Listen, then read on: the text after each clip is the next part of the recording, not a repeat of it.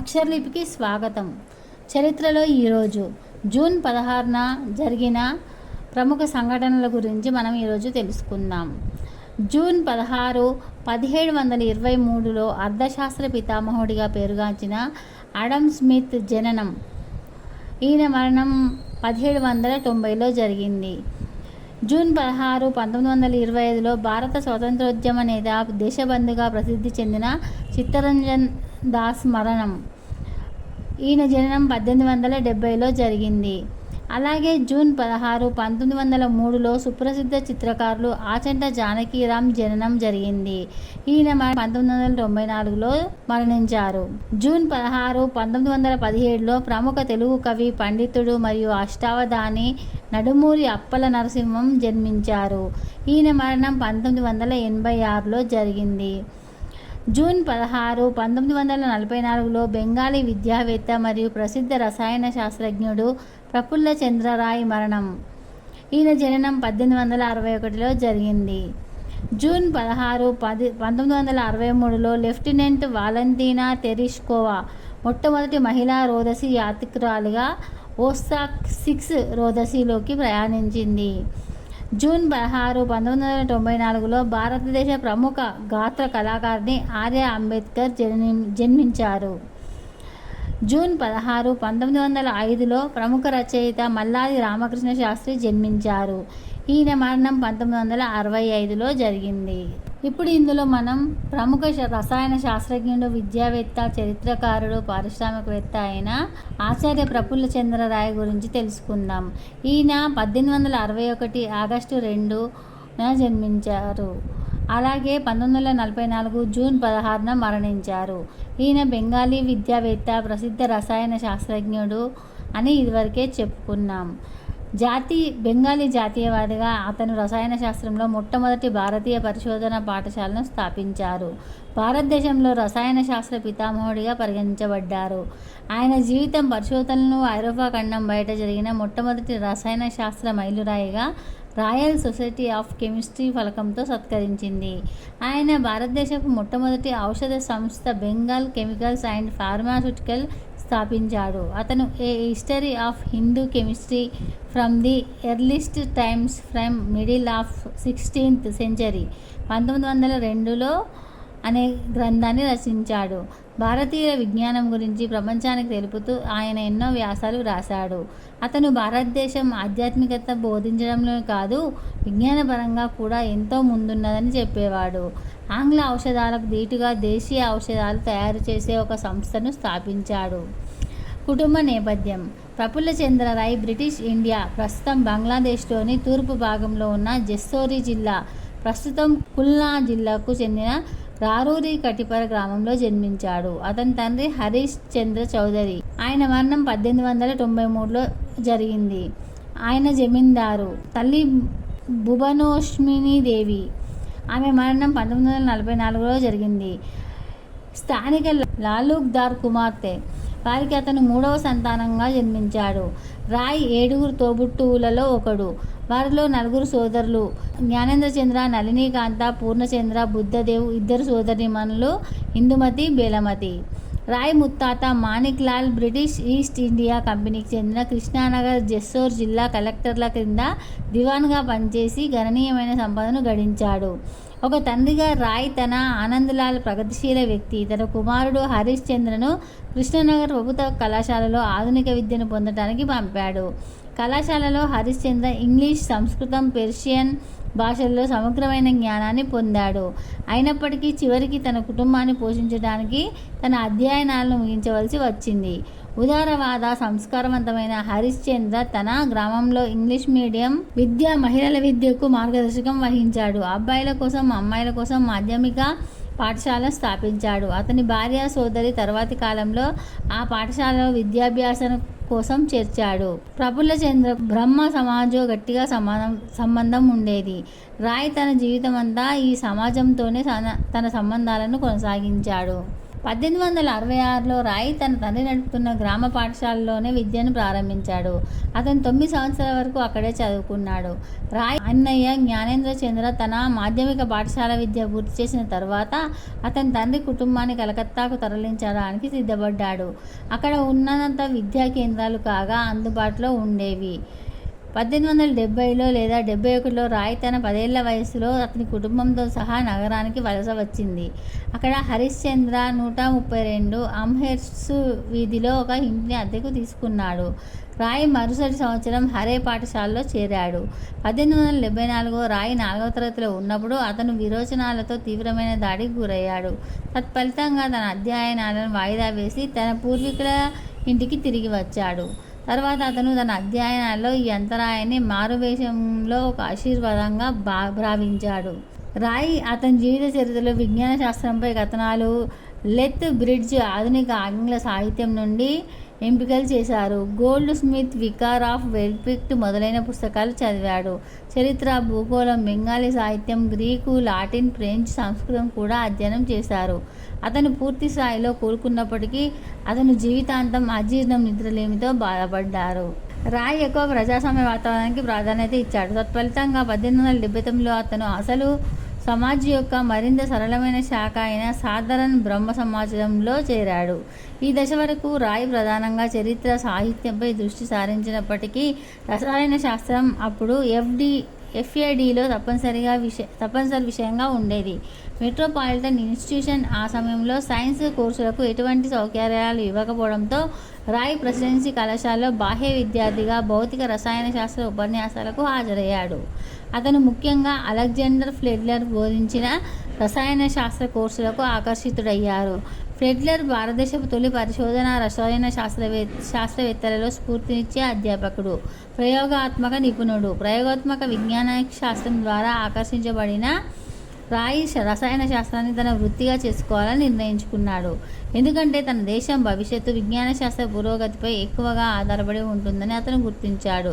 ప్రయోగం పట్ల అతనికి ఉన్న అభిరుచి వల్ల తరగతి సహచరులు లాడ్జింగ్ల వద్ద ఒక చిన్న రసాయన శాస్త్ర ప్రయోగశాలను ఏర్పాటు చేయడానికి ఫ్లెడ్లర్ కొన్ని ప్రదర్శనలు పునరుత్పత్తి చేయడానికి దారి తీసింది. ఈ ఉపకరణం చేస్తున్నప్పుడు అది తీవ్రంగా పేలింది.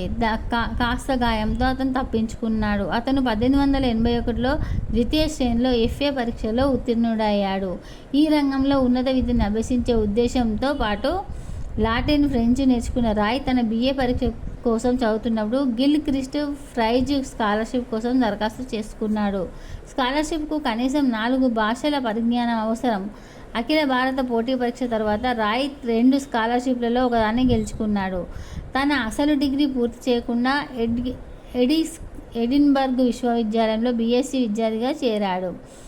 అతను 1882 ఆగస్టులో అనగా 21 సంవత్సరాల వయసులో యునైటెడ్ కింగ్డమ్కు బయలుదేరాడు. ఎడిన్బర్గ్లోని రాయ్ అలెగ్జాండర్ బ్రౌన్ మాజీ విద్యార్థిగా హెలెన్బర్గ్ విశ్వవిద్యాలయంలో రాబర్ట్ బన్సన్ ఆధ్వర్యంలో చదువుకున్న ప్రత్యక్ష నిరూపకుడు జాన్ గిబ్సన్తో పాటు తన రసాయన శాస్త్ర అధ్యయనం చేశాడు.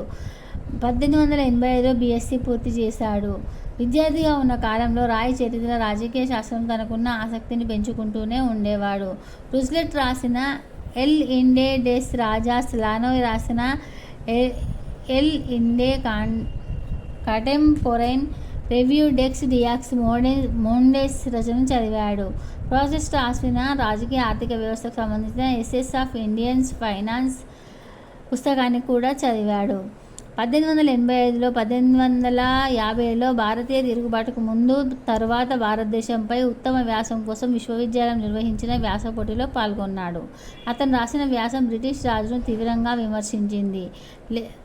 బ్రిటిష్ ప్రభుత్వాన్ని దాని ప్రతిచర్య వైఖరి పరిణామం గురించి హెచ్చరించింది.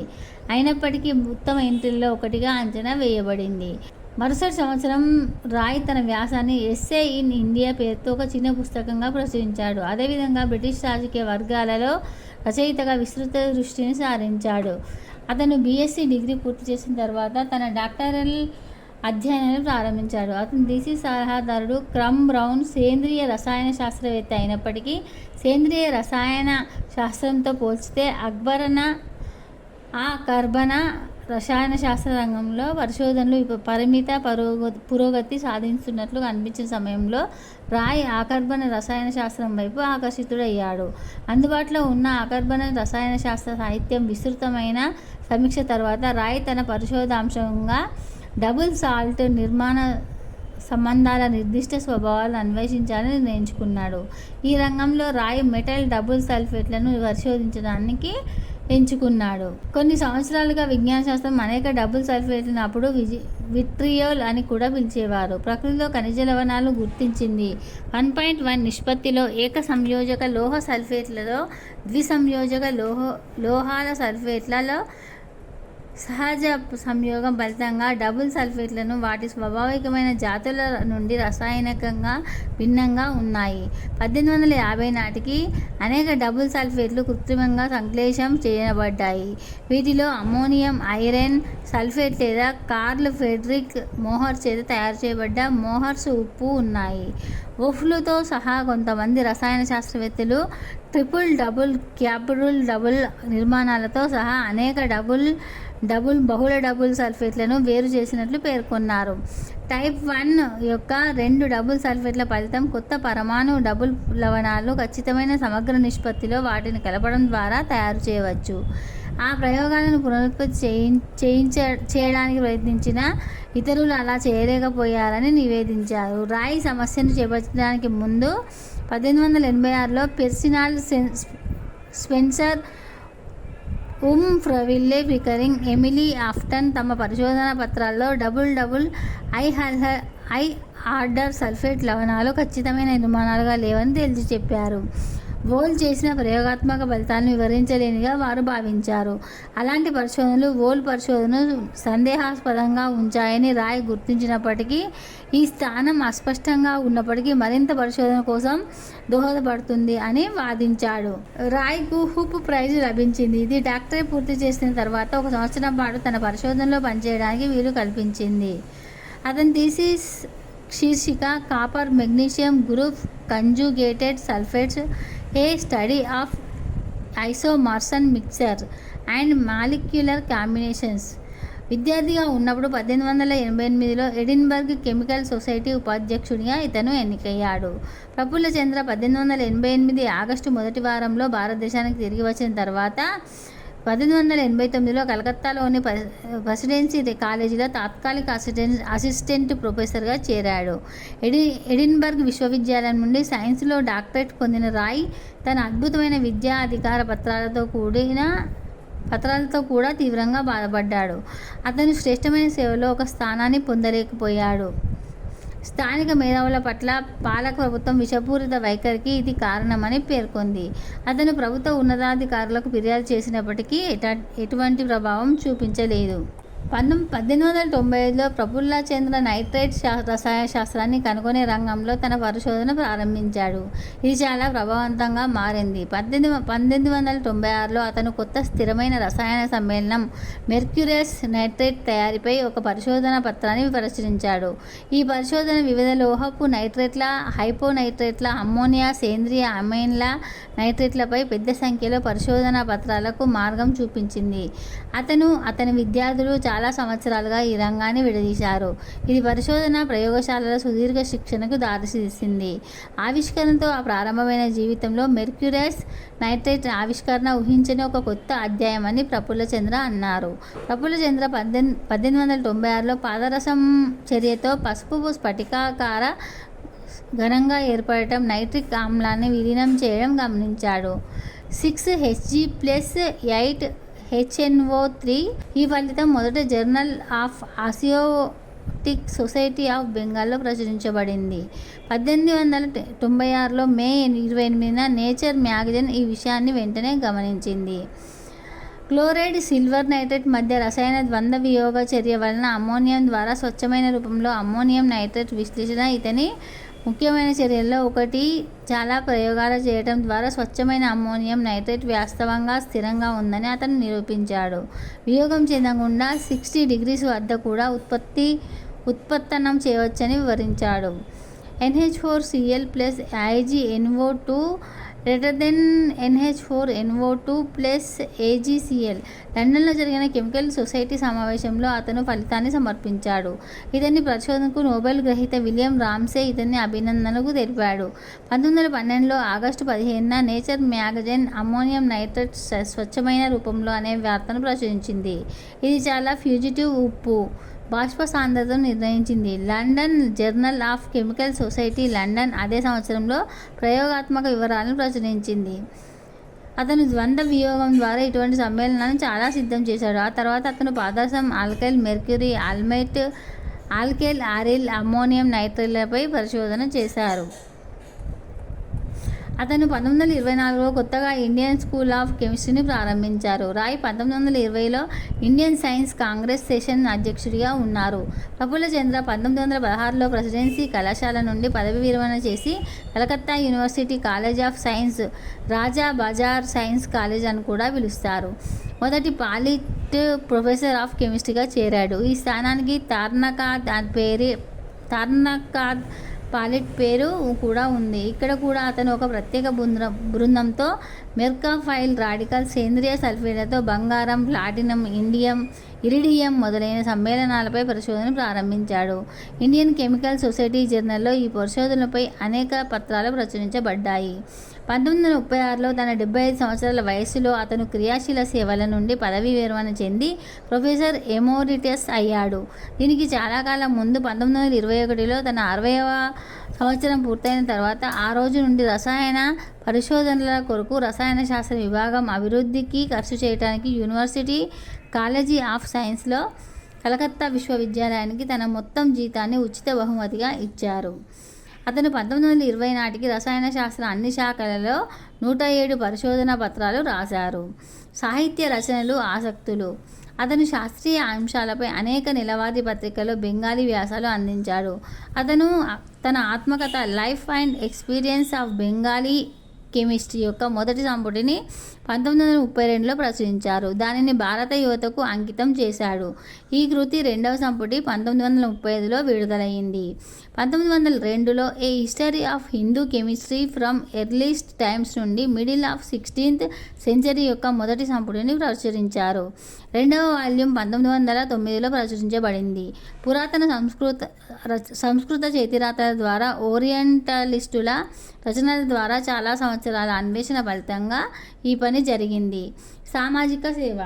1923లో ఉత్తర బెంగాల్ వరదను ఎదుర్కొంది. దీని ఫలితంగా మిలియన్ల మంది నిరాశ్రయులై ఆకలితో అలమటించారు. ప్రఫుల్ల చంద్ర బెంగాల్ రిలీఫ్ కమిటీని నిర్వహించింది. ఇది దాదాపు 2.5 మిలియన్ రూపాయల నగదు వసూలు చేసి బాధిత ప్రాంతాల్లో వ్యవస్థీకృత పద్ధతిలో పంపిణీ చేశాడు. సాధారణ బ్రహ్మ సమాజంలో బాలికల పాఠశాల ఇండియన్ కెమికల్ సొసైటీ సంక్షేమం కోసం క్రమం తప్పకుండా డబ్బును విరాళంగా ఇచ్చారు. 1922లో కెమిస్ట్రీలో అత్యుత్తమ కృషికి అవార్డు ఇవ్వడానికి నాగార్జున బహుమతిని స్థాపించడానికి అతను డబ్బును విరాళంగా ఇచ్చాడు. 1937లో జంతుశాస్త్రం లేదా వృక్షశాస్త్రంలో ఉత్తమ కృషికి అశుతోష్ ముఖర్జీ పేరు పెట్టబడిన మరొక అవార్డు కూడా అతని విరాళం నుండి స్థాపించబడింది. గుర్తింపులు, గౌరవాలు. ఎడిన్బర్గ్ విశ్వవిద్యాలయం నుండి ఫారడే బంగారు పథకం 1887లో ఇచ్చారు. Companion of the order of the Indian empire. అలాగే నైట్ బ్యాచిలర్ 1919లో న్యూ ఇయర్ ఆన్సర్ జాబితాలో ఇచ్చారు. అకాడమిక్ ఫెలోషిప్లు, సభ్యత్వాలు. Royal asiatic society of Bengal fellowship, అలాగే కెమికల్ సొసైటీ ఫెలోషిప్, డ్యూయల్ అకాడమీ గౌరవ సభ్యుడు Munich 1919, national institute of sciences of Indian foundation fellow 1935, Indian associate for the cultivation of science fellow 1943లో ఇచ్చారు. అలాగే గౌరవ డాక్టరేట్లు కూడా ఇతనికి లభించాయి. కలకత్తా విశ్వవిద్యాలయం నుండి గౌరవ డాక్టరేట్ ఆఫ్ ఫిలాసఫీ డిగ్రీ 1908లో ఇచ్చారు. డర్హామ్ విశ్వవిద్యాలయం నుండి గౌరవ డాక్టరేట్ డిగ్రీ 1912లో ఇచ్చారు. అలాగే బనారస్ హిందూ విశ్వవిద్యాలయం నుండి గౌరవ డాక్టరేట్ డిగ్రీ 1920లో ఇచ్చారు. అలాగే ఢాకా విశ్వవిద్యాలయం నుండి గౌరవ డాక్టరేట్ డిగ్రీ 1920 1936 జూలై 28న ఇచ్చారు. అలహాబాద్ విశ్వవిద్యాలయం నుండి గౌరవ డాక్టరేట్ డిగ్రీ 1937లో ఇచ్చారు. ఇతను తన 70వ పుట్టినరోజు సందర్భంగా కలకత్తా కార్పొరేషన్ చేత సత్కరించబడ్డారు.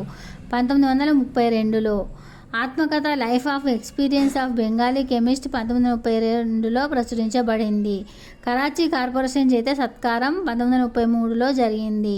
మైమేనింగ్లోని కోరోటియా కాలేజీ నుండి జ్ఞాన భారేడి బిరుదు 1936లో ఇచ్చారు.